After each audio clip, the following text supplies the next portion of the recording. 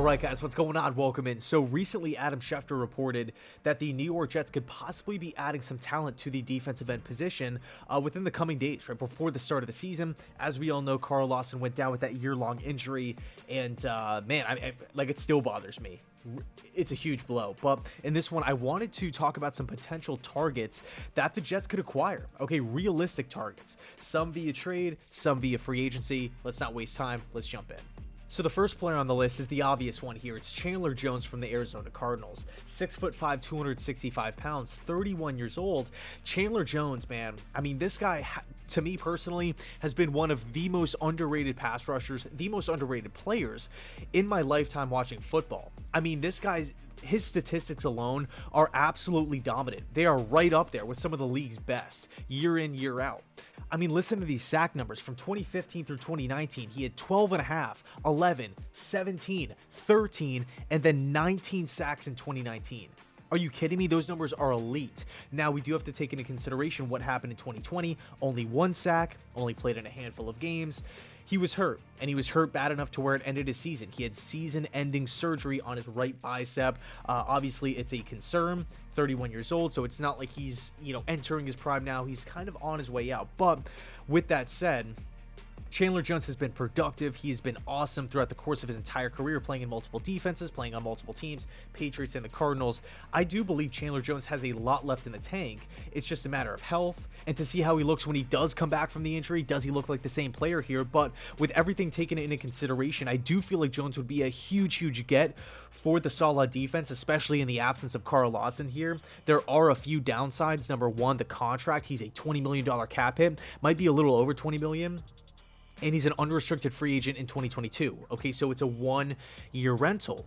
The New York Jets aren't, it feels weird saying we don't have Super Bowl aspirations, but at the end of the day, the Jets are a young, rebuilding football team. Is a 31-year-old veteran on a 1-year contract worth a relatively high draft pick? Some would say no. I would probably say no. So at the end of the day, there's a give or take. There's pros, there's cons. Jones is an option here. I mean, it's not like the Cardinals have said, no, he's completely off the table. We've seen Jones's name pop up here and there within trade talks. So it'll be interesting to see what happens, but Chandler Jones is definitely an option. Next up, player number 2, Derek Barnett from the Philadelphia Eagles. Okay, 25 years old, 6'3", 260 pounds. Derek Barnett was an absolute force for the Vols defense. The guy was electric. He really led the charge for that Tennessee defense. He's the all-time sack leader there, beating Reggie White's record, by the way. The guy was great, former first-round pick, 14th overall, picked by the Eagles. Fun little fact here, Joe Douglas was actually a part of that front office that picked Derek Barnett. Now look, we have to be objective here. We have to look at Derek Barnett's career so far through the NFL. Again, picked in 2017. He hasn't really put up those dominant numbers. He hasn't really had that quote-unquote breakout year yet. He's never put up that 12-sack year, that 13.5-sack year. It just hasn't been there. It just frankly has not been there. It's been around the range of 5, 5.5, 6. We take a look at what he did last year in 2020, 13 games, 10 starts, 34 combined tackles, 16 quarterback hits, 5.5 sacks. Obviously, those numbers don't scream elite level pass rusher, right? Upper echelon top 5 guy, but here's the deal. Derek Barnett, former first round pick, he has the tools. The physical tools are there. He's 25 years old, so he's kind of entering his prime now. Now look, it's not like he's 21, 22. He's on the, same level as rookies coming in. He's been around the league for a couple of years now, but there's still untapped potential. There's still room to grow. There's still a ceiling that hasn't been hit yet.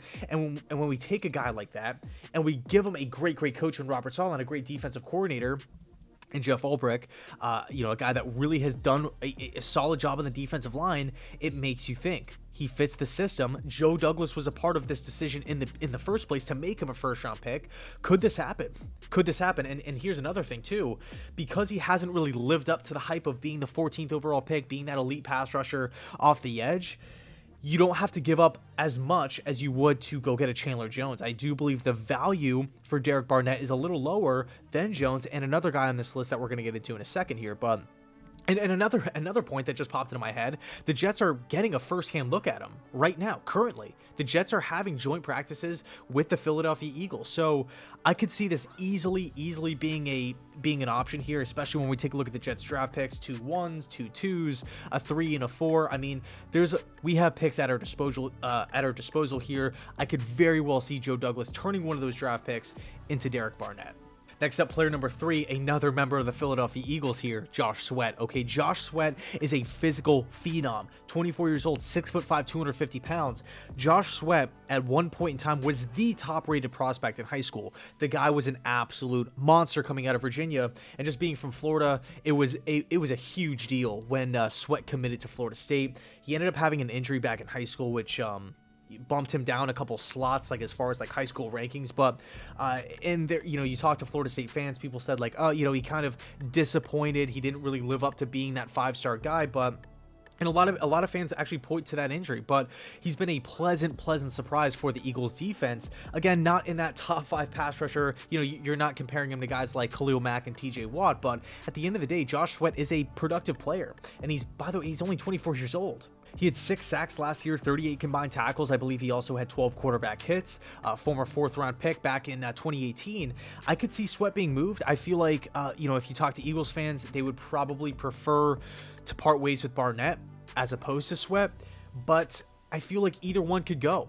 Either one of these guys could be traded here, and you never know what the Eagles could be asking for. Could they want, a relatively high pick, like a 2nd-round pick, a 3rd-round pick, or do they want a player like a wide receiver or something like that? I've seen that kind of being thrown around as well. And I mean, when we take a look at the Jets wide receiver room, we have a lot of guys. Could Jamison Crowder be on the way out? I mean, I'm not really buying into the Denzel Mims trade rumors or anything like that, but really the point is the Jets have a lot of wide receivers that they could deal to the Eagles here. So nothing's out of the realm of possibilities. Could it be a Derek Barnett? Could it be a Josh Sweat? Let me know down below in the comment section, who would you rather have? Either way, I would be pumped with either player. Next up, player number 4, as we turn our attention to the free agency market. In other words, no draft picks are required here. We don't have to give up any draft assets. It's Olivier Vernon. Now, Vernon has been around the league for quite some time. He's been on the Dolphins, the Giants, the Browns. 6'2", 260 pounds, 30 years old.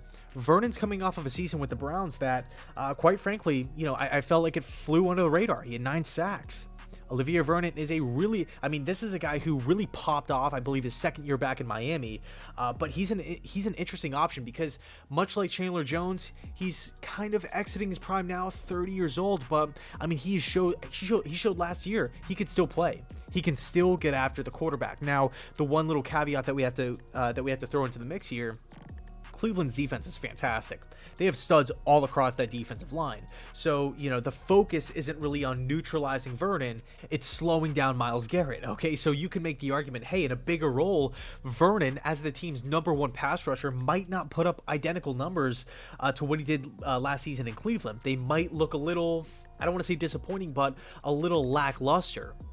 But then on the other side of the coin, you can say, hey, so much attention needs to be paid to Quinnen Williams on the interior and Sheldon Rankins on the interior that Vernon could get a lot of one-on-one matchups on the outside. And I do like Vernon's versatility as well. He's played in both a 3-4 and a 4-3. So he's an option.